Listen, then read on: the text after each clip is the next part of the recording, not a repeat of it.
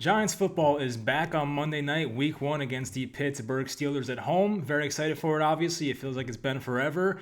We saw a couple scrimmage games, but I mean, that's not really. It was cool to see the new players and some of the new coaches. It's cool to see Jason Garrett wearing some Giants blue, but, it wasn't the real thing. It wasn't real football, honestly. It didn't feel real. So, Thursday's game happened between the Chiefs and Texans. Everything looked like it went all right. I mean, it was kind of weird. Andy Reid had that shield that was very fogged up. The fans booing the moment of unity was not a good look, but outside of that, it seemed like the game football wise went pretty well. So hopefully things go well in week one. I'm very excited for football tomorrow. Get to sit down and watch some Red Zone. Then Monday night for Giants football. So look, I'll be honest. I'd be a little surprised if the Giants won this game. They are, I think, 5.5 point dogs. I think at home this week, which is not too good, but if there's any week you could pull off an upset type of win, it's week one or probably week 17. So we're in a good spot right now. The Steelers quarterback has not played in basically a year. So they have some things going for them. But first, let's jump into the offense for the Giants on Monday night. So we'll start with some injuries. The Giants have a wide receiver, Golden Tate, who is questionable for this game, the slot wide receiver. He has practice at some points this week. He was limited, I believe, but I think he'll be able to play. Some beat writers say he doesn't look 100%, but I think he'll stick it out. He'll probably play in this game. He's posting on Twitter like he's playing, but it hasn't been officially announced yet. Levine Toilolo, their third string tight end, he is questionable as well. The Giants don't need him necessarily, but it would be nice to have him play his first game as a Giant. He could be useful in some goal line packages, so we'll see. And also, Nick Gates was named the starting center today, so a lot of us speculated that over the offseason. I think in my prediction video, I had Nick Gates as the center. I feel like it made the most sense. I didn't want Spencer Pulley starting, but they will give that job to Nick Gates to start the year. We'll see if he can keep it. I think he'll do pretty well, so I'm excited for him, but good to see that. So basically, the Giants are playing a top three defense in the league on week one, which is not what you want, but it is what it is. So the Steelers' defense last year, they were fifth best in points allowed in 2019, fifth best in yards allowed in 2019. They created the most turnovers in 2019. They were third best against the rush last year, yards per carry wise. They were fourth best in yards per attempt through the air in 2019, and they were number one in the NFL in sacks in 2019. So a lot of categories that are big for defenses, they were a top five team, and you hate to see that. And the defense, I feel like, is getting healthier. It's better. They have some younger players as well that'll probably get better, like their linebacker Devin Bush comes to mind. He might be a year two breakout type of guy. Minka Fitzpatrick will probably get better as his career goes on, as scary as that sounds. But it'll be a tough task for the Giants offense for sure. But for them to have success, I think they need to establish the run game with Saquon Barkley mainly. I mean, you improved your offensive line over the offseason. You might as well try to establish the run. I expect Saquon to see a lot of carries, as many as he can handle this season. I think this would be a good game to get him around 20 plus carries, and hopefully he's efficient. Hopefully the Giants offensive line creates some holes for him. I know the Steelers front seven, even their secondary, is scary. They're tough to run on, but I think the Giants have to come out with a game plan to at least try it. So Jones and the Giants, I did say Daniel Jones specifically, they cannot lose the turnover battle. This is not the type of team, the Steelers, that are going to beat themselves too many times. You have to win that turnover battle. Daniel Jones cannot fumble the ball 2 times this game. You can't throw dumb interceptions. They can't have terrible fumbles. The Giants have to win the turnover battle in this game, I feel like, to win the game. If they lose the turnover battle like 3-1, 4-1, 3-0, they're probably not going to win. I just don't think they can beat themselves and win a game like this. The short passing game, which I think will happen all season, but this game especially, it needs to be efficient. So I think beating corners like Steven Nelson, Joe Hayden, even Hilton in the slot, it's going to be tough. So the Giants receivers have to get some type of separation.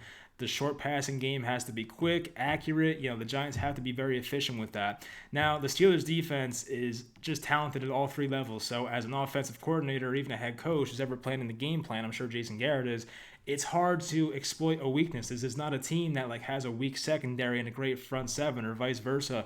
It's very hard to come at the Steelers and just exploit them in some type of way. Like the Patriots are good at that. If the Patriots know they're playing a good run defense, they're going to throw the ball 60 times. They're playing a weak run defense, they'll run the ball 50 times. So it's not like that. You have to have a balanced approach here against a team like the Steelers, and I'm curious to see what exactly they try to do. Of course, the game script could get out of hand. The Giants might have to pass the ball more than they want to, but I think coming out the gate, they should try to have an even rushing and passing attack, but we'll see exactly what happens. But it is a very scary defense. If the Giants put up 30 points in this game, I'd be a little surprised, and if they did, that'd be awesome.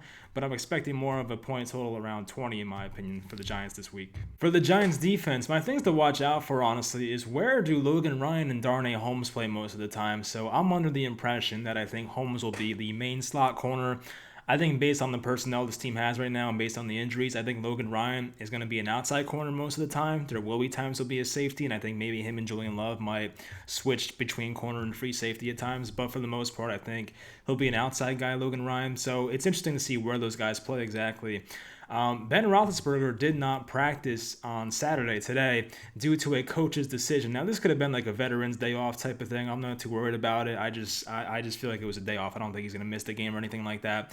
And some sad news. Tay Crowder, my guy, is questionable in this game. I hope he gets in there. I don't know what the injury is, but it's nothing too serious, but hopefully he finds a way to make it out there. So, for the Giants defense, it is Ben Roethlisberger's first game since September 15th, 2019.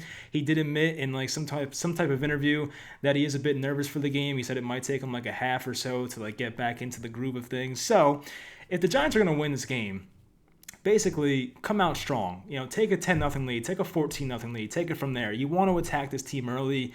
Their quarterback has not played in so long. Like, you just want to come out and do well. If the Giants start out slow, it's not going to be easy to win that game. I'll put it that way. So, another good thing, not good for Steelers fans, but their 5-time Pro Bowl right guard, David DeCastro, I think he's a 2-time All-Pro as well. He is going to be out for this game, they announced. That's definitely big for the Giants. They're going to have, I think, Steven, Wisniewski or something come in at right guard now, which is obviously a downgrade. So, the Giants will have a benefit there of their offensive line having some injuries. I think James Conner, the running back for the Steelers, will definitely get fed a lot early. As I said, Ben Roethlisberger's been out for a while. They'll try to establish a run game as well, but the Giants' run defense has been just fantastic ever since Leonard Williams was traded here last year. So if they can keep that up and just hold James Conner to less than 3 yards per carry and force Roethlisberger to throw the ball when he doesn't really want to, then that could be a good thing. So we'll see if they can do that against the run. The Giants secondary, they will face some very talented receivers. So, of course, there's Juju Smith-Schuster. Deontay Johnson's a guy that I think can break out this year and be, one of the better receivers in the league at some point. James Washington's a great deep threat. You have to keep your eyes on him at all times. Then you talk about the tight ends. They signed Eric Ebron in the offseason. Ebron, while I don't like him that much as a player, is a pretty talented player, I have to admit. He had a bunch of touchdowns 2 years ago. Great red zone option, pretty athletic guy. Then there's another good receiving tight end in Vance McDonald. So how good are the Giants against tight ends? Obviously, the last 3-4 years or so, I feel like even longer, the Giants have had a lot of trouble guarding tight ends. And, Blake Martinez was brought over here. Covering the pass was not a strength of his. Jabril Peppers will have that job as well. We'll see how those guys can do, but it will be interesting to see how that one goes. But I'm definitely scared of their weapons. And don't forget about Chase Claypool, a person a lot of Giants fans wanted in round 2. Chase Claypool is still there. He's playing wide receiver for them. So if he gets in there at some points, you got to watch out for Chase Claypool. So I think, can the Giants win this game? Yes, I think they can win this game. I don't think they will. Being my honest self, if I had to make an honest score prediction here, I think the Giants lose by 7. I have it 27-20 Pittsburgh. I think it's either going to be a close Giants win or an ugly Giants loss. I don't see the Giants blowing them out. I can't see that happening. Mike Tomlin are going to be too well prepared for this game. This game has been on the schedule now for like 4 months, so I think they will be very prepared for this Giants team.